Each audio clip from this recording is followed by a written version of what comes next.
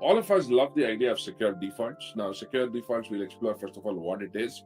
But this has been something that I have been a big proponent of. I've always loved to talk about secure defaults. I've always promoted secure defaults within teams that I consult with, even within my own team and so on.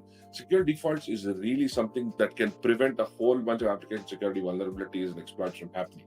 And by just implementing secure defaults or by just having those in the first place right out of the box, it can be a complete game changer in terms of what it can do for you. So secure defaults is a really, really powerful way to solve a lot of major application security issues. So today's topic is essentially going to be about secure defaults and how we're going to scale this, how we're going to run this, and of course, how you're going to look at static analysis to be able to enforce this sort of pattern within your organization, within your team, within your application unit, and so on. First of all, the agenda is going to be what are secure defaults and why? What do they mean in the context of web applications? So what are they in the first place? What does secure defaults really mean?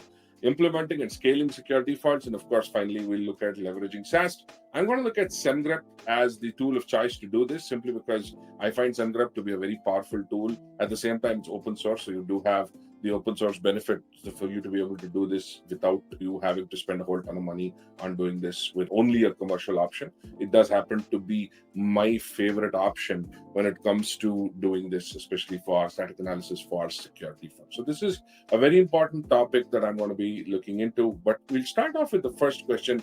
What are secure defaults, right? So secure defaults, really put it simply, I really like this definition of secure defaults.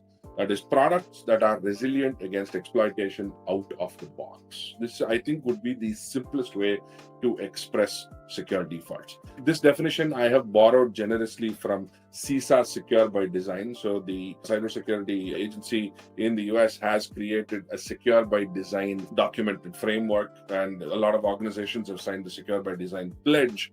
The idea here is that these government agencies has created a secure by design, and one major aspect of secure by design is secure by default and secure defaults. And the idea of a secure default is that you have some kind of security features that are implemented in a given platform or product, whatever it is, and it's implemented out of the box, or it's available out of the box, which means that you don't have to necessarily sit and turn on a whole bunch of configurations, or you don't need to necessarily start to implement a whole bunch of things to make them secure, which it's already there in many ways. It's already secure out of the box. It's resilient against exploitation out of the box.